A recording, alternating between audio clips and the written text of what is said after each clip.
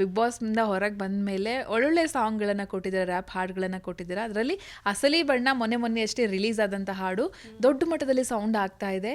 ಯಾರ ಅಸಲಿ ಬಣ್ಣವನ್ನು ಹೊರ ಹಾಕಿದ್ದೀರಾ ಅಂತ ಹೇಳಿ? ನಿಜ ಹೇಳ್ಬೇಕಂದ್ರೆ ಅಸಲಿ ಬಣ್ಣ ಬರೆಯುವಾಗ ನನಗನ್ನಿಸ್ತು, ಓಕೆ ಇವಾಗ ಹೇಟರ್ಸು ಇಲ್ಲ ಅಂದರೆ ಯಾವ ಥರ ಜನಗಳು ಯಾವ ಪದಗಳು ಯೂಸ್ ಮಾಡ್ತಾರಲ್ವ, ಅದು ತುಂಬ ಕೆಟ್ಟದಾಗೆ ಪದಗಳು ಯೂಸ್ ಮಾಡ್ತಾರೆ. ಆ್ಯಂಡ್ ನಮಗೆ ಹೆಣ್ಮಕ್ಳಿಗೆ ಮೇನ್ಲಿ ಟಾರ್ಗೆಟು ಯಾರಾದರೂ ಕ್ರಿಯೇಟಿವ್ ಫೀಲ್ಡಲ್ಲಿ ಇದ್ದರೆ, ಇಲ್ಲಾಂದರೆ ನಾರ್ಮಲ್ ಬಿಸ್ನೆಸ್ ಫೀಲ್ಡಲ್ಲೂ ಇದ್ದರೆ, ಏನಾದರೂ ಮಾಡಿದ್ರೆ ಹುಡುಗಿಯವ್ರನ್ನ ಕೆಳಗಡೆ ಹಾಕೋದಂತ ಅದು ನಾನು ಅಬ್ಸರ್ವ್ ಮಾಡಿದ್ದೀನಿ. ಈ ಹಾಡು ಬರೀ ನನ್ನ ಬಗ್ಗೆ ಅಲ್ಲ, ಎಲ್ಲ ಹೆಣ್ಮಕ್ಳ ಬಗ್ಗೆ. ಯಾಕೆಂದರೆ ಅವ್ರು ಏನು ಅನುಭವಿಸ್ತಾರಂತ ಲೌಡಾಗಿ ವೆರಿ ಬೋಲ್ಡಾಗೆ ಮಾತಾಡಬೇಕಿತ್ತಂತ ನನಗನ್ನಿಸ್ತು. ಸೊ ಅದಕ್ಕೆ ಅಸಲಿ ಬಣ್ಣ ಅಂತ ರಿಲೀಸ್ ಮಾಡಿದೆ ಈ ಹಾಡು.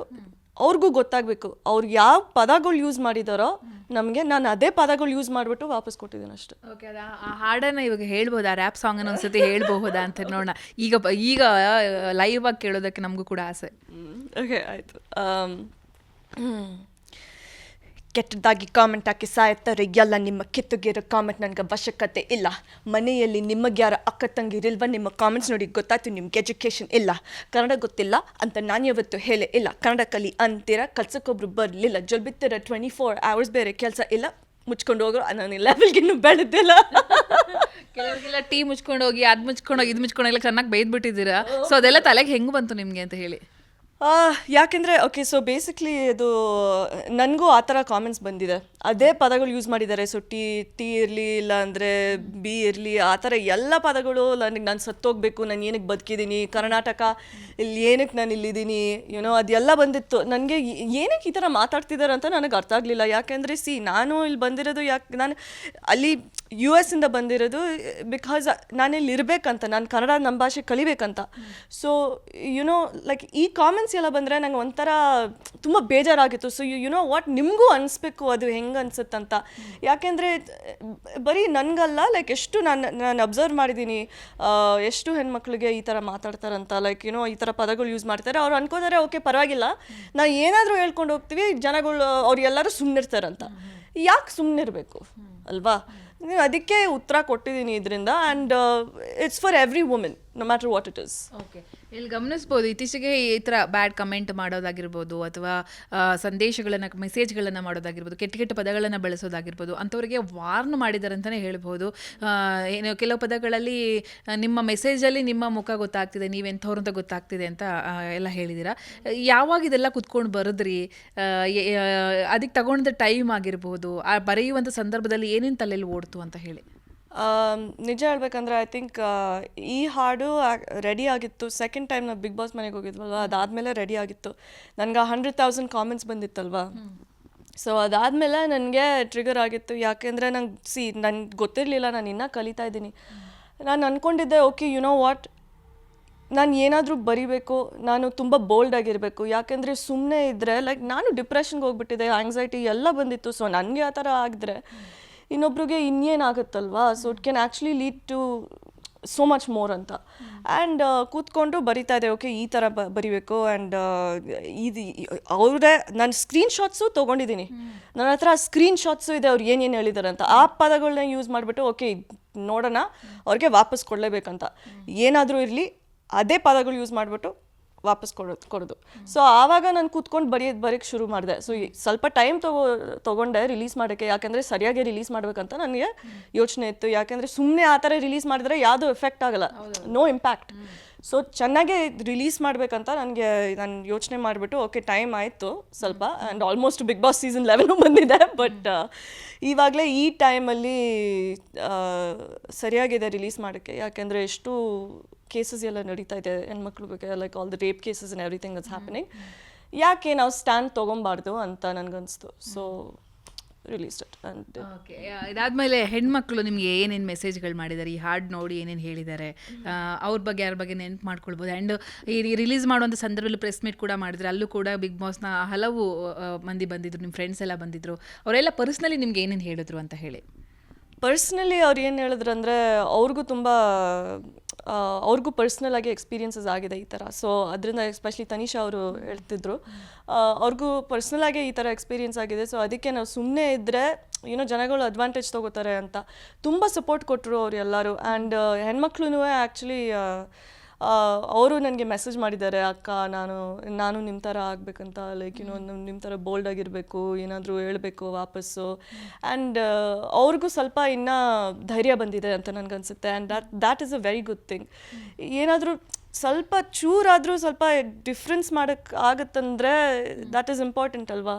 ಸೊ ಬಟ್ ಎಲ್ಲರೂ ಬಿಗ್ ಬಾಸ್ ಕಂಟೆಸ್ಟೆಂಟ್ಸು ತುಂಬ ಸಪೋರ್ಟ್ ಕೊಟ್ಟಿದ್ದಾರೆ ಅಂತ ನನಗನ್ಸುತ್ತೆ. ಆ್ಯಂಡ್ ಎಸ್ಪೆಷಲಿ ರಕ್ಷಕ್ ಅವರು, ಪವಿ, ಸಿರಿ ಮ್ಯಾಮ್ ಮತ್ತು ತನಿಷಾ ಆ್ಯಂಡ್ ಐಶ್ವರ್ಯ ರಂಗರಾಜನು ಬಂದಿದ್ದರು. ಸೊ ಅದರಿಂದ ಲೈಕ್ ಇಟ್ ವಾಸ್ ನಂಗೆ ತುಂಬ ಲೈಕ್ ಒಂದು ಸಪೋರ್ಟ್ ಸಿಸ್ಟಮ್ ಥರ ಇತ್ತು. It was beautiful feeling. ಈಗ ಕುತ್ಕೊಂಡು ಕಮೆಂಟ್ ಮಾಡೋರ ಮನೆಯಲ್ಲೂ ಕೂಡ ಅಕ್ಕ ತಂಗಿ ಇರ್ತಾರೆ, ಅವರು ಕೂಡ ಹೆಣ್ಣಿನ ಹೊಟ್ಟೆಯಿಂದನೇ ಬಂದಿರ್ತಾರೆ, ಅವ್ರಿಗೂ ತಾಯಿ ಇರ್ತಾರೆ. ಸೊ ನಾವು ಇನ್ನೊಬ್ರಿಗೆ ಮೆಸೇಜ್ ಮಾಡೋದು ಅಥವಾ ಕಮೆಂಟ್ ಮಾಡುವಂಥ ಸಂದರ್ಭದಲ್ಲಿ ಹುಷಾರಾಗಿ ಮಾಡೋಣ ಅಂತ ಯೋಚನೆ ಮಾಡ್ತಿಲ್ಲ. ಎಲ್ಲರೂ ಕೂಡ ವಿದ್ಯಾವಂತರೇ ಆಗಿರ್ತಾರೆ, ಯಾರು ಕೂಡ ಅನ್ಎಜುಕೇಟೆಡ್ ಆಗಿರೋದಿಲ್ಲ. ಸೊ ಅಂಥವರಿಗೆ ಇನ್ನಾದರೂ ದಯವಿಟ್ಟು ಕಡಿಮೆ ಮಾಡಿ ಇಂಥ ಕೆಟ್ಟ ಸಂದೇಶಗಳನ್ನು, ಅದು ಹೆಣ್ಣು ಮಕ್ಕಳನ್ನ ಕೆಟ್ಟದಾಗಿ ನೋಡೋದನ್ನ ನಿಲ್ಲಿಸಿ ಅಂತ ನಿಮ್ಮ ಕಡೆಯಿಂದ ಹೇಳೋದಾದ್ರೆ ಯಾವ ರೀತಿ ಹೇಳ್ತೀರಾ ಅಂತ ಹೇಳಿ. ಲೈಕ್ ನೀವೇ ಹೇಳಿದ್ರಿ, ನಿಮಗೂ ಅಕ್ಕ ಇದ್ದಾರೆ, ನಿಮಗೂ ತಂಗಿಗಳಿದ್ದಾರೆ, ಮತ್ತು ನಿಮಗೂ ಅಮ್ಮ ಇದ್ದಾರೆ, ಎಷ್ಟು. ಆ್ಯಂಡ್ ಆ ಥರ ಯಾರಾದರೂ ನಿಮ್ಮ ಅಪ್ಪ ಅಮ್ಮಂಗೆ, ನಿಮ್ಮ ಅಮ್ಮಂಗೆ ಮತ್ತು ಅಕ್ಕ ತಂಗಿರಿಗೆ ಆ ಥರ ಬೈದರೆ ನಿಮಗೆ ಹೇಗೆ ಅನಿಸುತ್ತೆ? ಸೊ ಆ ಥರ ಮಾಡೋಕ್ಕೆ ಹೋಗ್ಬಿಡಿ ಅಂತ ನಾನು ಹೇಳ್ತೀನಿ. ಯಾಕೆಂದರೆ ಜನಗಳಿಗೂ ಫೀಲಿಂಗ್ಸ್ ಇರುತ್ತೆ. ನಾವು ಏನಾದರೂ ಓಕೆ ನನ್ನ ಪ್ರಕಾರ ಓಕೆ, ನಾನು ಸೆಲೆಬ್ರಿಟಿ ಇದ್ದರೆ ಸೆಲೆಬ್ರಿಟಿ, ಇಲ್ಲ ಅಂದರೆ ಯಾರಾದರೂ ಇದ್ದರೆ ಪರವಾಗಿಲ್ಲ, ಬಟ್ ಯೋಚನೆ ಮಾಡಿ, ಹೆಣ್ಮಕ್ಳ ಬಗ್ಗೆ ಯೋಚನೆ ಮಾಡಿ. ಯಾಕೆಂದರೆ ಲೈಕ್ ನಿಮ್ಮ ಅಮ್ಮನೇ ನಿಮಗೆ ಜನ್ಮ ಕೊಟ್ಟಿರೋದಲ್ವಾ. ಸೊ ಅದರಿಂದ ನೀವು ಬೈತಾನೆ ಇದ್ದರೆ ಲೈಕ್ ಅದು ಎಲ್ಲಿ ಹೋಗ್ತೀವಿ? ಲೈಕ್ ನಾವು ಜೊತೆಗೆ ನಾವು ಸಪೋರ್ಟ್ ಮಾಡಬೇಕು, ಒಂದು ಸಪೋರ್ಟ್ ಸಿಸ್ಟಮ್ ಥರ ಇರಬೇಕು. ಸೊ ಬೈಯೋಕ್ಕೆ ಹೋಗ್ಬಿಡಿ. ಯಾಕೆ ಆ ಥರ ಪದಗಳು ಯೂಸ್ ಮಾಡ್ತೀರಾ ಅಂತ ನನಗೆ ಅರ್ಥ ಆಗಲ್ಲ. ನಿಮ್ಗೆ ಅನಿಸುತ್ತೆ ಓಕೆ ಆ ಥರ, ಅವ್ರಿಗನ್ಸುತ್ತೆ ಓಕೆ ಆ ಥರ ಪದಗಳು ಯೂಸ್ ಮಾಡಿದ್ರೆ ನಮಗೆ ಅಟೆನ್ಷನ್ ಸಿಗುತ್ತಂತ. ಏನಕ್ಕೆ? Like you don't, it's not necessary. ನಿಮಗೆ ಅರ್ಥ ಆಗಲ್ಲ ನಮಗೆ ಫೀಲಿಂಗ್ಸ್ ಹೆಂಗಿರುತ್ತೆ ಅಂತ. ನಮಗೆ ಎಷ್ಟು ನಾವು ನಮ್ಮ ಮನ್ಸಿಗೆ ತೊಗೋತೀವಿ ಅಂದರೆ ಲೈಕ್ ಇಟ್ಸ್ ವೆರಿ ಟ್ರಾಮಟೈಸಿಂಗ್ ಒಂಥರ, ಆ ಥರ ಆಗುತ್ತಂತ ನನಗನ್ನಿಸ್ತು. ಸೊ ಅದಕ್ಕೆ ನಿಲ್ಲಿಸಿ ಇದೆಲ್ಲ. ಅದೇ ಒಂದು ಲೈನಲ್ಲಿ ಹೇಳಿದ್ದೀನಲ್ವ, ನಿಮ್ಮ ಮನೇಲೇ ನೀವು ಏನಾದರೂ ನೋಡ್ಕೊಂಡು ಹೋಗ್ರಿ ಪ್ಲೀಸ್. ಲೈಕ್ ನಿಮಗೆ ಎಷ್ಟು ಪ್ರಾಬ್ಲಮ್ಸ್ ಏನಾದರೂ ಇದ್ದರೆ, ಇಲ್ಲಾಂದ್ರೆ ಪ್ರಾಬ್ಲಮ್ಸು ಇರಬಾರ್ದು, ಯಾರಿಗೂ ಇರಬಾರ್ದು, ಬಟ್ ನಿಮಗೂ ಒಳ್ಳೇದಾಗಲಿ, no matter what it is, ಅವ್ರಿಗೂ ಒಳ್ಳೇದಾಗಲಿ. ಆ್ಯಂಡ್ ಬಟ್ ಇದೆಲ್ಲ ನಿಲ್ಲಿಸಿ ಅಷ್ಟೇ. ಗೊತ್ತಿದ್ರೆ ನಿಮ್ಗೆ ಪ್ರೆಸೆಂಟ್ ಸಿಚುವೇಶನ್ನು, ಒಂದು ಮೆಸೇಜು, ರೇಣುಕಾ ಸ್ವಾಮಿ ಕೊಲೆ ಆಗಿರೋದು ಕೂಡ ಆತ ಕಳಿಸಿರುವಂಥ ಪ್ರೈವೇಟ್ ಫೋಟೋಗಳಾಗಿರ್ಬೋದು, ಅಥವಾ ಆತ ಪವಿತ್ರ ಗೌಡ ಅವರಿಗೆ ಕಳಿಸಿರುವಂಥ ಸಂದೇಶ ಆಗಿರ್ಬೋದು. ನಿಮ್ಮ ಹಾಡೂ ಇದಕ್ಕೂ ತುಂಬ ಸಾಮ್ಯತೆ ಇದೆ. ಸೊ ನೀವು ನಿಲ್ಲಿಸಿ, ಇಂಥದ್ದೆಲ್ಲ ಮಾಡಬೇಡಿ ಅಂತ ನೀವು ಈ ಕಡೆ ಹಾಡಿನ ಮೂಲಕ ಸಂದೇಶ ಕೊಟ್ಟಿದ್ದೀರಾ. ಇಲ್ಲಿ ಆಗಿರೋದು ಕೂಡ ಆತ ಎಲ್ಲೋ ಕೂತ್ಕೊಂಡು ಆತನ ಪ್ರೈವೇಟ್ ಫೋಟೋಗಳನ್ನ ಕಳಿಸಿರುವಂಥದ್ದಾಗಿರ್ಬೋದು, ಅಥವಾ ಮೆಸೇಜ್ ಮಾಡಿರುವಂಥದ್ದಾಗಿರ್ಬೋದು. ಇದರಿಂದನೇ ಒಂದು ಕೊಲೆನೇ ನಡೆದು ಹೋಗಿದೆ. ಏನು ಹೇಳ್ತೀರಾ? ರೇಣುಕಾ ಸ್ವಾಮಿ ಅಂತಹ ಎಷ್ಟೋ ಜನ ಇರಬಹುದು ಹೆಣ್ಮಕ್ಳಿಗೆ ಕಾಟ ಕೊಡುವಂಥವ್ರು. ಈ ಘಟನೆ ನಡೆದಂಥ ಸಂದರ್ಭ ನಿಮ್ಮ ತಲೆಯಲ್ಲಿ ಓಡಿದ್ದೇನು ಅಂತ ಹೇಳಿ. ಸೊ ಅದೆಲ್ಲ ನಡೆಯುವಾಗ ನನಗೆ ತುಂಬ ಬೇಜಾರಾಗಿತ್ತು. ಆ್ಯಂಡ್ ಯಾಕೆಂದರೆ ಯಾವುದೋ ಹೆಣ್ಮಕ್ಳಿಗೆ ಆ ಥರ ಮಾತಾಡಿದ್ರೆ ಅಫ್ಕೋರ್ಸ್ ಬೇಜಾರಾಗುತ್ತೆ. ನಾವು ಎಷ್ಟು ಸುಮ್ಮನಿರೋಕ್ಕಾಗತ್ತಲ್ವಾ. ಸೊ ಅವರು ವಾಪಸ್ ಕೊಟ್ಟಿದ್ದಾರೆ, ಲೈಕ್ ಅವರು ಮಾತಾಡಿದ್ದಾರೆ ಅನಿಸುತ್ತೆ ನನಗೆ. ಇದ್ರ ಬಗ್ಗೆ ನಾನು ಜಾಸ್ತಿ ಮಾತಾಡೋಕ್ಕೆ ಹೋಗಲ್ಲ, ಯಾಕೆಂದರೆ ನನಗೂ ಅಷ್ಟು ಸ್ಪಷ್ಟವಾಗಿ ನಂಗೆ ಕನ್ನಡನೂ ಬರಲ್ಲ. ಸೊ ಅದ್ರ ಬಗ್ಗೆ ಏನಾದರೂ ಸರಿಯಾಗಿ ಹೇಳೋಕ್ಕೆ ಹೋಗಲ್ಲ ಅಂದರೆ ಎಲ್ಲಿ ಹೋಗ್ತೀನೋ. But at the same time it's not right. Like ಬೋಲ್ಡಾಗಿ ಸ್ಟೇಟ್ಮೆಂಟ್ ಕೊಡಬೇಕು, ಯಾಕೆಂದರೆ ನಾವು ನಿಜ ಸುಮ್ಮನೆ ಇರೋಕ್ಕಾಗಲ್ಲ.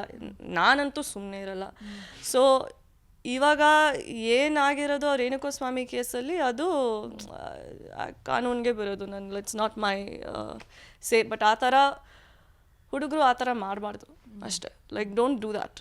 ನೀವು ಕೂಡ ಎಲ್ಲ ಒಂದು ಕಡೆ ಹೇಳ್ಕೊಂಡಿದ್ದೀರಿ ದರ್ಶನ್ ಅವರ ಅಭಿಮಾನಿ ನಾನು ಅಂತ ಹೇಳಿ. ಅವರನ್ನು ಮೀಟ್ ಕೂಡ ಮಾಡಿದ್ದೀರಾ ಅಂತ ಅನಿಸುತ್ತೆ ಒಂದ್ಸತಿ. ಈಗ ಅವರ ಪ್ರೆಸೆಂಟ್ ಸಿಚುವೇಶನ್ನು ಆ್ಯಂಡ್ ಅವ್ರು ಒಳಗಿರೋದ್ರಿಂದ ಇಂಡಸ್ಟ್ರಿಗೆ ತುಂಬ ಕಷ್ಟ ಆಗ್ತಿದೆ, ಅವರ ಹೆಸರಲ್ಲಿ ಅದೆಷ್ಟೋ ಜನ ಊಟ ಮಾಡ್ತಿದ್ರು ಅಂತೆಲ್ಲ ಹೇಳ್ತಾರೆ. ಸೊ ಈ ಥರ ಸಿಚುವೇಶನ್ ನೋಡಿದಾಗ ನಿಮಗೆ ಏನು ಅನಿಸುತ್ತೆ ಅಂತ ಹೇಳಿ. ನಾನು ಯಾರೂ ಅಲ್ಲ ಇದ್ರ ಬಗ್ಗೆ ಏನು ಮಾತಾಡೋಕ್ಕೆ, ಯಾಕೆಂದರೆ ಲೈಕ್ ತುಂಬ ಸೆನ್ಸಿಟಿವ್ ಟಾಪಿಕ್ಕು ನನಗನ್ಸುತ್ತೆ. ಸೊ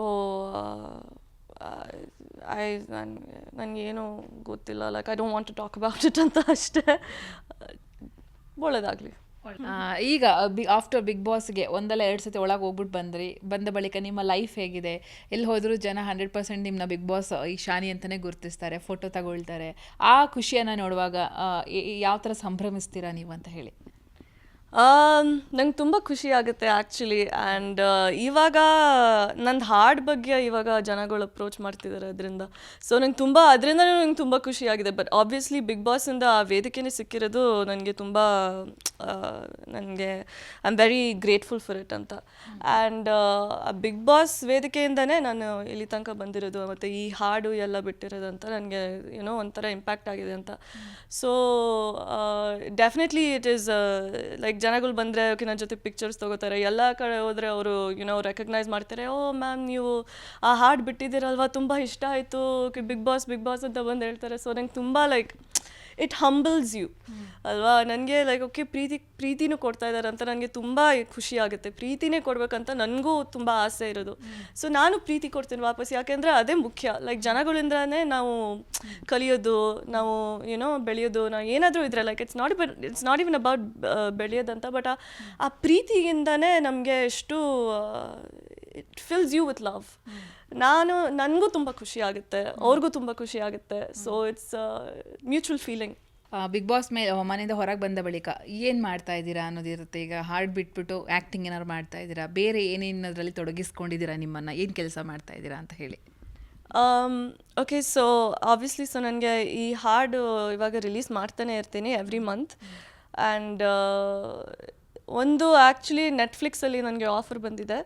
ಸೊ ಅದರಲ್ಲಿ ಏನೋ ಮಾಡಬೇಕಂತ ಪ್ಲ್ಯಾನ್ಸ್ ಇದೆ, ಏನು ರಿವೀಲ್ ಮಾಡೋಕ್ಕೆ ಹೋಗಲ್ಲ ಈಗ. ಬಟ್ ಅದು ಒಂದು ಪ್ರಾಜೆಕ್ಟ್ ಇದೆ. ಮತ್ತು ಇನ್ನೊಂದು ಆಬ್ವಿಯಸ್ಲಿ ಮೂವೀಸು ಎಲ್ಲ ಆಫರ್ಸ್ ಬರ್ತಿದೆ. ಬಟ್ ನೋಡ್ತಾ ಇದ್ದೀನಿ ನಾನು ಯಾವುದು ನನಗೆ ಸೂಟ್ ಆಗುತ್ತಂತ, ನನ್ನ ಕ್ಯಾರೆಕ್ಟರ್ಗೆ ಸೂಟ್ ಆಗುತ್ತಂತ ಯೋಚನೆ ಮಾಡಿಬಿಟ್ಟು ನಾನು ಆ ಸಿಚುವೇಶನ್ ಲೈಕ್ ಆ ಪ್ರಾಜೆಕ್ಟ್ನ ತೊಗೋತಾ ಇದ್ದೀನಿ ಅಷ್ಟೇ. ಓಕೆ, ಇಶಾನಿ ಅವರು ಬಿಗ್ ಬಾಸ್ ಮನೇಲಿರುವಾಗ ಮೈಕಲ್ ಜೊತೆ ತುಂಬ ಕ್ಲೋಸ್ ಇದ್ರಿ. ಹೊರಗೆ ಬಂದಾಗ ಗೊತ್ತಾಗಿದ್ದು ನಿಮಗೆ ಮೈಕಲ್ಗೆ ಆಲ್ರೆಡಿ ಗರ್ಲ್ ಫ್ರೆಂಡ್ ಇದ್ದಾರೆ ಅನ್ನೋದು. ಸೊ ಅದಾದ ಬಳಿಕ ಸ್ವಲ್ಪ ಅಂತರ ಕಾಯ್ದುಕೊಂಡಿದ್ದೀರಾ ಅನ್ನೋ ಮಾತು ನನಗೆ ಎಲ್ಲೋ ಗೊತ್ತಾಯಿತು. ಅದು ನಿಜಾನಾ? ಆ್ಯಕ್ಚುಲಿ ಅವರು ಕೂಡ ನಿಮ್ಮ ಜೊತೆ ತುಂಬ ಚೆನ್ನಾಗಿದ್ರು ಒಳಗಿರುವಾಗ. ಹೊರಗೆ ಬಂದ ಮೇಲೆ ಅಲ್ಲಿರುವಂಥ ಟೈಮಲ್ಲಿ ಮೈಕಲ್ ಎಲ್ಲೂ ಹೇಳ್ಕೊಂಡಿರಲಿಲ್ಲ ನನಗೆ ಲವರ್ ಇದ್ದಾರೆ ಅಂತ ಹೇಳಿ. ಸೊ ಹೊರಗೆ ಬಂದ ಬಳಿಕ ನಿಮಗೆ ಸತ್ಯ ಗೊತ್ತಾದಾಗ ಏನು ಅನ್ನಿಸ್ತು? ಆ ಟೈಮಿಂದ, ಆ ನೋವಿಂದ ಹೇಗೆ ಹೊರಗೆ ಬಂದ್ರಿ ಅಂತ ಹೇಳಿ? ನಂಬಿದ್ರಿ, ನಿಮಗೆ ನಂಬಿಕೆ ದ್ರೋಹ ಆಗಿದೆ, ಓಪನ್ ಆಗಿ ಹೇಳೋದಾದರೆ?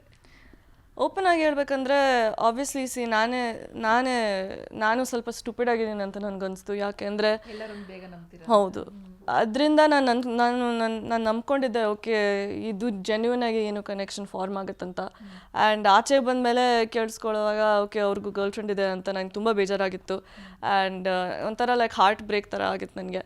ಆ್ಯಂಡ್ ಬಟ್ ನಾವು ಮಾತಾಡ್ಕೊಂಡಿದ್ವಿ, ಓಕೆ ಅವರು ಎಕ್ಸ್ಪ್ಲೇನ್ ಮಾಡಿದ್ರು. ಆ್ಯಂಡ್ ನನಗೆ ಅಷ್ಟೇ ಲೈಕ್ ಅದಾದಮೇಲೆ ನಾನು ಡಿಸ್ಟೆನ್ಸ್ ಇರಬೇಕಂತ ನಾನು ಅಂದ್ಕೊಂಡಿದ್ದೆ. ಓಕೆ ವಾಟ್, ನನಗೆ ಇದ್ರ ಬಗ್ಗೆ ಏನೋ like I don't want to be near him. ಅವ್ರ ಗರ್ಲ್ ಫ್ರೆಂಡ್ ಇದ್ದಾರೆ, ಅವ್ರು ಏನಾದರೂ ಮಾಡ್ಕೊಂಡು ಹೋಗಲಿ ಅಂತ ನಾನು ಬಿಟ್ಬಿಟ್ಟು ನನ್ನ ಲೈಫ್ ನಾನು ನೋಡ್ಕೊಡ್ತೀನಿ, ಏನಾದರೂ ಮಾಡ್ಕೊಂಡು ಹೋಗಲಿ ಅಷ್ಟೇ. ಯಾಕೆ ನೀವು ಎಲ್ಲರನ್ನ ಬೇಗ ನಂಬ್ತೀರಾ ಅಂತ ಹೇಳಿ? ಎಲ್ಲರೂ ನಮ್ಮವರು ಅಂತ ಇಮಿಡಿಯೇಟ್ ಅವ್ರನ್ನೆಲ್ಲರನ್ನೂ ಕೂಡ ನಾನು ಅಬ್ಸರ್ವ್ ಮಾಡಿದ್ದೀನಿ, ಯಾರೇ ಆಗಿರಲಿ ತುಂಬ ಬೇಗ ನಂಬ್ತೀರಾ. ಎಲ್ಲ ಕೂತ್ಕೊಂಡು ಯಾರೋ ಏನೋ ಕಮೆಂಟ್ ಮಾಡಲಿ, ಬಟ್ ನೀವು ನಿಮ್ಮನ್ನು ಹತ್ತಿರದಿಂದ ನೋಡಿದವ್ರಿಗೆ ಗೊತ್ತಿರುತ್ತೆ ಇಶಾನಿ ಏನು ಅಂತ. ನಮ್ಗಳಿಗೆ ಗೊತ್ತು, 5-6 ಸತಿ ನಾವು ಭೇಟಿಯಾಗಿದ್ದೀವಿ, ಮಾತುಕತೆ ಮಾಡಿದ್ದೀವಿ, ಕೂತಿದ್ದೀವಿ, ಚರ್ಚೆ ಮಾಡಿದ್ದೀವಿ. ಏನಂದರೆ ಇನ್ನು ಮುಗ್ಧ ಮನಸ್ಸಿನ ಮಗು ಮನಸ್ಸಿನ ಹುಡುಗಿ, ಬೇಗ ಯಾಕೆ ನಂಬ್ತೀರಾ ಅಂತ ಎಲ್ಲರನ್ನು? ನನಗೆ ಗೊತ್ತಿಲ್ಲ, ಅದು ಒಂದು ಅಡ್ವಾಂಟೇಜಾ ಡಿಸ್ಅಡ್ವಾಂಟೇಜ್ ಅಂತ ನನಗೆ ಗೊತ್ತಿಲ್ಲ. ಬಟ್ ಅದೇ ಐ ಥಿಂಕ್ ನನ್ನ ಪ್ರಾಬ್ಲಮ್ಮು. ಲೈಕ್ ನಾನು ತುಂಬ ಬೇಗ ನಂಬಿದ್ರೆ ನನಗೆ ಹರ್ಟ್ ಆಗುತ್ತಂತ. ಆ್ಯಂಡ್ ಕೆಲವ್ರಿಗೆ ಲೈಕ್ ನನ್ನ ಆ ರೀತಿಯಲ್ಲಿ ಮಾತಾಡೋದು ನನಗೂ ಸರಿಯಾಗಿ ಬರಲ್ಲ. ಆ್ಯಂಡ್ ನನಗೆ 2 ಸೈಡ್ಸ್ ಇದೆ. ನಾನು ತುಂಬ ಇಮೋಷ್ನಲ್ ಆಗಿಬಿಡ್ತೀನಿ, ಇಲ್ಲಾಂದರೆ ನಾನು ಫುಲ್ಲು ಔಟ್ಬರ್ಸ್ಟು, ಹಂಗೆ ಮಿಡ್ಲಲ್ಲಿರೋಕ್ಕಾಗಲ್ಲ ನನಗೆ. ಸೊ ಏನಕ್ಕೆ ನಾನು ತುಂಬ ಈಸಿಯಾಗಿ ನಂಬ್ತೀನಿ ಅಂದರೆ it's just a part of my personality. ಯಾಕೆಂದರೆ ನಮ್ಮ ಅಪ್ಪ ನಂಗೆ ಯಾವಾಗಲೂ ಹೇಳಿದ್ದಾರೆ, ಯಾರಾದರೂ ಏನಾದರೂ ಹೇಳ್ಕೊಂಡು ಹೋಗಲಿ, ನೀನು ನಿನ್ನ ಥರನೇ ಇರಬೇಕು, ನೀನು ಹೆಂಗಿದೆಯೋ ಆ ಥರನೇ ಇರು ಅಂತ. ಅದು ನಮ್ಮ ಮನೇಲಿದ್ದರೆ ಆ ಥರ ಇದ್ದರೆ ಪರವಾಗಿಲ್ಲ. ಬಟ್ ಆಚೆ ಕಡೆ ನಾವು ಆಚೆ ಕಡೆ ಹೋದರೆ ಜನಗಳು ಆ ಥರ ಅಡ್ವಾಂಟೇಜ್ ತೊಗೋತಾರೆ, ಯೂಸ್ ಮಾಡ್ತಾರೆ ಆ ಥರ. Like it's just the way of the world ಅಲ್ವಾ. ನಾವು ಸ್ಟ್ರಾಂಗ್ ಆಗಿರ್ಬೇಕಂತ. ಸೊ ಅದು ನಾನು ಕಲಿತಾ ಇದ್ದೀನಿ. ಏನಕ್ಕೆ ನಂಬುದಂತ ನಂಗೆ ಗೊತ್ತಿಲ್ಲ, ನಾನು ಆ ಥರನೇ ಇರೋದಂತ ಅನಿಸುತ್ತೆ, ಅದೇ ಪ್ರಾಬ್ಲಮ್. ನಿಮ್ಮ ಕುಟುಂಬಸ್ಥರು, ನಿಮ್ಮ ಅಮ್ಮನ ಫ್ಯಾಮಿಲಿ ಎಲ್ಲ ನೋಡ್ತಾ ಹೋದರೆ, ನಿಮ್ಮ ತಂದೆ ಫ್ಯಾಮಿಲಿ ಎಲ್ಲ ನೋಡ್ತಾ ಹೋದರೆ, ವಿಶ್ವೇಶ್ವರಯ್ಯ ಅವರ ಕುಟುಂಬಸ್ಥರು ನೀವು ಅನ್ನೋ ಮಾಹಿತಿ ನಮಗಿದೆ. ಅದು ನಿಮ್ಮ ಅಮ್ಮ ನಿಮ್ಗೆ ಎಕ್ಸ್ಪ್ಲೈನು ಕೂಡ ಮಾಡಿದಾರಂತೆ. ಸೊ ಇದ್ರ ಬಗ್ಗೆ ನೀವು ಎಲ್ಲೂ ಹೇಳ್ಕೊಂಡಿಲ್ಲ. ಸೊ ಅದು ನಮ್ಗೆ ಸಿಕ್ಕಂಥ ಮಾಹಿತಿ ಎಷ್ಟು ಖುಷಿ ಇದೆ ಅಂತ ಹೇಳಿ. ನನಗೆ ಫಸ್ಟು ಇನಿಷಿಯಲ್ ಆಗಿ ನಂಗೆ ಗೊತ್ತೇ ಇರಲಿಲ್ಲ. ಸೊ ಗೊತ್ತಾದ್ಮೇಲೆ ನಂಗೆ ತುಂಬ ಖುಷಿಯಾಗಿದೆ. ನಾನು ಅಂದ್ಕೊಂಡಿದ್ದೆ ಯಬ್ಬಾ ಎಷ್ಟು ಪುಣ್ಯ ಮಾಡಿರ್ಬೇಕಿತ್ತು, ನಮ್ಮ ಫುಲ್ಲು ನಮ್ಮ ಆ್ಯನ್ಸೆಸ್ಟರ್ಸು ಎಲ್ಲರೂ ಎಷ್ಟು ಹೆಸರು ಮಾಡಿದ್ದಾರೆ. And you know it's such a beautiful feeling. And ಎಷ್ಟು ಪ್ರೌಡಾಗೇ ಇರಬೇಕಂತ ನನಗೆ ಅನಿಸ್ತು. ಓಕೆ, ಓ ಮೈ ಗಾಡ್, ಧನ್ಯವಾದಗಳು ಅಂತ ನನಗೆ. ಯುನೋ ಈ ಥರ ನೀವು ನಮ್ಮ ಫ್ಯಾಮಿಲಿ ಲೀನಿಯೇಜಲ್ಲಿದ್ದೀರಾ ಅಂತ ನಮಗೆ, ನೀವೆಷ್ಟು ಬುದ್ಧಿವಂತವರು. And you know you done such an amazing job ಅಂತ. ಆ್ಯಂಡ್ ಅವರು KRS dam is not easy ಅಲ್ಲ. ಇಟ್ಸ್ ಹೋಲ್ ಇಂಜಿನಿಯರಿಂಗ್ ಎಲ್ಲ ಮಾಡಿರೋದು. Like it's beautiful. ಸೊ ಅದರಿಂದ ನನಗೆ ಓಕೆ ಹಬ್ಬ, ನನಗೆ ಖುಷಿ ಆಯಿತು ಕೇಳಿದ ತಕ್ಷಣ. ಲೈಕ್ ಓ ಮೈ ಗಾಡ್, ಹೌದಾ ಇದಾಗಿದೆಯಾ ಲೈಕ್ ಅವರು ಇದ್ದಾರ ಅಂತ. ಸೊ ಅವ್ರಿಗೂ ನಮಸ್ಕಾರ ಅಂತ ಹೇಳ್ತೀನಿ. And it's a very beautiful feeling. ಹಾಡಲ್ಲೂ ಕೂಡ ನೀವು ಮೆನ್ಷನ್ ಮಾಡಿದ್ದೀರಾ, ಕರ್ನಾಟಕದಲ್ಲಿ ಯಾಕಿದೆಯಾ ಹೋಗು ಅಂತ ಹೇಳ್ತೀರಾ, ಕರ್ನಾಟಕ ಏನು ನಿಮ್ಮ ಅಪ್ಪಂದ ಅಂತ ನೀವು ಕೇಳಿದ್ದೀರಾ. ಸೊ ಅವ್ರಿಗೆ ಎಷ್ಟೋ ಜನ ಗೊತ್ತಿಲ್ಲ ಅಂತ ಅನ್ಸುತ್ತೆ. ನಿಮ್ಮ ಅಪ್ಪ ಅಮ್ಮ ಎಲ್ಲ, ನಿಮ್ಮ ಅಮ್ಮ ಮೈಸೂರಿನವರು, ಅಪ್ಪ ಕೂಡ ಇಲ್ಲೇ ಹುಟ್ಟಿ ಇಲ್ಲೇ ಬೆಳೆದು ಕೆಲಸ ಅಂತ ದುಬೈಗೆ ಹೋಗಿ ಸೆಟ್ಲ್ ಆದವರು ಅಂತ ಎಷ್ಟೋ ಚೆನ್ನಾಗಿ ಗೊತ್ತಿಲ್ಲ. ಮೇ ಬಿ ಒತ್ತಿ ಹೇಳಿದ್ರು ಕೂಡ ಅರ್ಥ ಆಗಲ್ವೇನೋ. ಸೊ ಈ ರೀತಿ ಕೆದಕ್ತಾರೆ, ಕರ್ನಾಟಕ ನಿಮ್ಮ ಅಪ್ಪಂದ ಹೋಗು ಅಂತೆಲ್ಲ ಹೇಳ್ತಾರೆ. ಅದೆಷ್ಟು ಹರ್ಟ್ ಆಗುತ್ತೆ ನಿಮಗೆ ಅಂತ ಹೇಳಿ. ನಂಗೆ ತುಂಬ ಹರ್ಟ್ ಆಗುತ್ತೆ. ಯಾಕೆ ಅಂದರೆ ಆಬ್ವಿಯಸ್ಲಿ ನಂಗೆ ಗೊತ್ತು, ನಮ್ಮ ಅಮ್ಮ ಮೈಸೂರಲ್ಲೇ ಬೆಳೆದಿರೋದು ಆ್ಯಂಡ್ ಮೈಸೂರಲ್ಲೇ ಹುಟ್ಟಿರೋದು. ಸೊ ನಮ್ಮ ಅಪ್ಪ ಬೆಂಗಳೂರಲ್ಲೇ ಬೆಳೆದಿರೋದು, ಬೆಂಗಳೂರಲ್ಲೇ ಹುಟ್ಟಿರೋದು. ಸೊ ನಾವು ಮೂವ್ ಮಾಡಿದ್ದೀವಿ ದುಬೈಗೆ ಅಂತ, ನಾನು ಒಂದು ಫಾರಿನ್ ಹುಡುಗಿ ಥರ ಇದ್ದೀನಿ ಅಂತ ಎಲ್ಲರೂ ನೋಡ್ತಾ ಇದ್ದಾರೆ. ಓಕೆ, ನಂಗೆ ಗೊತ್ತು. ಸೊ ನನ್ನ ಕನ್ನಡ ತುಂಬ ಸ್ಪಷ್ಟವಾಗಿಲ್ಲ ಅಂತ, ಅದಕ್ಕೆ ನನಗೆ ಅನಿಸುತ್ತೆ ಜನಗಳ್ಗೆ ಆ ಥರ ಅನ್ಸುತ್ತಂತ. ಬಟ್ ನಾನು ಕಲಿತಾ ಇದ್ದೀನಿ, ನಮ್ಮ ಭಾಷೆ ನಾನು ಕಲಿಬೇಕು ಅಂತ ನಂಗೆ ತುಂಬ ಆಸೆ ಇದೆ. ಅದಕ್ಕೆ ನಾನು ಎಲ್ಲ ಕಡೆ ಹೋಗ್ಬಿಟ್ಟು, ನಾನು US ಹೋಗ್ಬಿಟ್ಟು ಲೈಕ್ ಮ್ಯೂಸಿಕ್ ಕಲಿಬೇಕು, ಇಲ್ಲೇ ನಾನು ಕರ್ನಾಟಕಕ್ಕೆ ವಾಪಸ್ ಬರಬೇಕು. ಯಾಕೆಂದರೆ ನಮ್ಮ ಭಾಷೆ ನಾನು ಕಲಿಬೇಕು, ಮತ್ತು ನಮ್ಮ ಕರ್ನಾಟಕಕ್ಕೆ ಒಂದು want to make a difference ಅಂತ ನನಗನ್ನಿಸ್ತು. ಸೊ ಅದಕ್ಕೆ ನಾನು ಲೈಕ್ ನನ್ನ ಲೀನಿಯೇಜು ಸರ್ ಎಂ ವಿಶ್ವೇಶ್ವರಯ್ಯವ್ರಿಗೆ ಹೋಗ್ತಾರೆ, ಆಮೇಲೆ ತ್ಯಾಗರಾಜ ಅವ್ರಿಗೂ. ಸೊ ಇಟ್ಸ್ ವೆರಿ ಯುನೋ ಸಖತ್ತಾಗಿದೆ ಆ ಫೀಲಿಂಗು. ಯಾರಿಗೂ ಗೊತ್ತಿಲ್ಲ ಅನ್ಸುತ್ತೆ ತ್ಯಾಗರಾಜ ಅವರು ಕೂಡ ಅವರ ಕುಟುಂಬಸ್ಥರು ನೀವು ಅಂತ ಎಷ್ಟೋ ಜನ ಗೊತ್ತಿಲ್ಲ ಹೇಳಿ. ಹೌದು. ಸೊ ಅದರಿಂದನೂ ನಂಗೆ ಅನಿಸುತ್ತೆ ಓಕೆ ತ್ಯಾಗರಾಜ ಅವ್ರಿಗೂ ಏನೋ ಅನಿಸ್ಬೋದು. ಸೊ ಅವರೇ ಎಷ್ಟು ಲೈಕ್ ಅದೇ ಸ್ತೋತ್ರ ಶ್ಲೋಕಾಸು ಎಲ್ಲ ಡಿವೋಷ್ನಲ್ ಸಾಂಗ್ಸು ಎಲ್ಲ ಅವರೇ ಕಂಪೋಸ್ ಮಾಡಿರೋದಲ್ವ. ಸೊ ನನಗನ್ಸುತ್ತೆ ಓಕೆ ಅಲ್ಲಿಂದ ಇಲ್ಲಿ ತನಕ ಬಂದಿದ್ದೀವಿ. ಸೊ ನಮ್ಮ ಫ್ಯಾಮ್ಲಿನೇ ಎಲ್ಲ ಮ್ಯೂಸಿಕ್ಕು ಬರೀ ಕರ್ನಾಟಕ ಕ್ಲಾಸಿಕಲ್ ಮ್ಯೂಸಿಕ್ಕು ಎಲ್ಲ ಯುನೋ ಕನ್ನಡ ಅಲ್ಲಿನೇ ಕಲ್ತಿದ್ದಾರೆ. ಸೊ ನನಗೆ ಓಕೆ ನಾನೇ ಡಿಫ್ರೆಂಟ್ ಆಗಿದ್ದೀನಿ, ಸ್ಟ್ಯಾಂಡಿಂಗ್ ಔಟ್ ಅಂತ ನನಗನ್ನಿಸ್ತು. But at the same time ನಾನು ಕನ್ನಡ ಕಲಿಬೇಕು. ಏನಕ್ಕೆ ನನ್ನ ರೂಟ್ಸ್ಗೆ ನಾನು ವಾಪಸ್ ಬರಬೇಕಂತ ನನಗನ್ನಿಸ್ತು. ಸೊ ಇದು ಎಲ್ಲ ನಂಗೆ ತುಂಬ ಹೆಮ್ಮೆಯಿಂದ ನಾನು ಹೇಳ್ಬೇಕಂದ್ರೆ like I am so grateful. ಇಲ್ಲಿ ನಾನು ಒಂದು ಕನ್ನಡತಿ ಆ್ಯಂಡ್ ನನಗೆ ಅದರಲ್ಲಿ ಹೆಮ್ಮೆ. ಆ್ಯಂಡ್ ಐ ಆಮ್ ನನಗೆ ತುಂಬ ಆಸೆ ಇದೆ YONO. And I am a Kannadathi. It is what it is. Accept ಮಾಡಿದ್ರೆ ಮಾಡ್ಕೊಳ್ಳಿ, ಮಾಡೋಕ್ಕಾಗಲ್ಲ ಅಂದರೆ ಅದು ಪರವಾಗಿಲ್ಲ. ಹೋಪ್ಫುಲಿ ನೀವು ಮಾಡ್ಕೋತೀರ ಅಂತ ನಾನು ವಾರ್ನಿಂಗ್ ಅಂತೂ ಹೇಳೋಕ್ಕೋಗಲ್ಲ. ಬಟ್ ಆನೆಸ್ಟ್ಲಿ ಸ್ವಲ್ಪ ಯೋಚನೆ ಮಾಡಿ. ಯಾಕೆ ಅಂದರೆ ಇದು ಬರೀ ಹೆಣ್ಮಕ್ಳಿಗೂ ಬಗ್ಗೆ ಹೇಳೋಕ್ಕೋಗಲ್ಲ, ನಾನು ಎಲ್ರಿಗೂ ಬಗ್ಗೆ ಮಾತಾಡ್ತೀನಿ ಇವಾಗ. ಓಕೆ, ಹೆಣ್ಮಕ್ಳಿಗೆ ನಾವು ನಮ್ಗೆ ಜಾಸ್ತಿ ಎಫೆಕ್ಟ್ ಆಗುತ್ತೆ. ಯಾಕೆಂದರೆ ನೀವು ಆ ರೀತಿಯಲ್ಲಿ ಮಾತಾಡ್ತಿರಲ್ವ, ಆ ಪದಗಳು ಯೂಸ್ ಮಾಡ್ತಿರಲ್ವ, ಅದೇ ಪದಗಳು ನಾವು ಯೂಸ್ ಮಾಡಿದ್ರೆ ಅಷ್ಟು ಇಂಪ್ಯಾಕ್ಟ್ ಆಗಲ್ಲ ನಿಮಗೆ ಗಂಡು ಮಕ್ಕಳಿಗೆ. ಬಟ್ ಹೆಣ್ಮಕ್ಳಿಗೆ ತುಂಬ ಜಾಸ್ತಿ ಇಂಪ್ಯಾಕ್ಟ್ ಆಗುತ್ತೆ. ಬಟ್ ಫಾರ್ ಎವ್ರಿಬಡಿ ಈ ರೀತಿಯಲ್ಲಿ ಈ ಪದಗಳು ಯೂಸ್ ಮಾಡೋದು ಅದೆಲ್ಲ ತುಂಬ ಕಚರವಾಗಿದೆ. ಏನಕ್ಕೆ ಆ ಥರ ಮಾತಾಡಬೇಕಂತ ನನಗೆ ನಿಜ ಅರ್ಥ ಆಗ್ತಿಲ್ಲ. ಪ್ರೀತಿನೇ ಕೊಡಬೇಕಂತ ನನಗನ್ಸುತ್ತೆ. So don't put anybody down. And warning ಅಂತ ಕೊಡೋಕ್ಕೋಗಲ್ಲ, ಬಟ್ ಒಂದು ಸ್ಟೇಟ್ಮೆಂಟ್ ಕೊಡ್ತೀನಿ ಫಾರ್ ಶೋರ್. ನೆಕ್ಸ್ಟ್ ಟೈಮು ನೀವು ಏನಾದರೂ ಆ ಥರ ಯೋಚನೆ ಮಾಡಿದ್ರೆ, ನೀವು ಆ ಥರ ಏನಾದರೂ ಪದಗಳು ಯೂಸ್ ಮಾಡೋಕ್ಕೆ ಮುಂಚೆ ಸ್ವಲ್ಪ ಯೋಚನೆ ಮಾಡಿ. ನಿಮಗೂ ಅಕ್ಕ ಇದ್ದಾರೆ, ನಿಮಗೂ ತಂಗಿಗಳಿದ್ದಾರೆ, ನಿಮಗೂ ಅಮ್ಮ ಇದ್ದಾರೆ. ಸೊ ಅವ್ರಿಗೆ ಯಾರಾದರೂ ಬೈದರೆ ನಿಮ್ಗೆ ಹೇಗೆ ಅನಿಸುತ್ತೆ ಅಷ್ಟೇ. It's not a warning, just ಆ ಥರ ಮಾಡೋಕ್ಕೆ ಹೋಗ್ಬಿಡಿ ಅಷ್ಟೇ.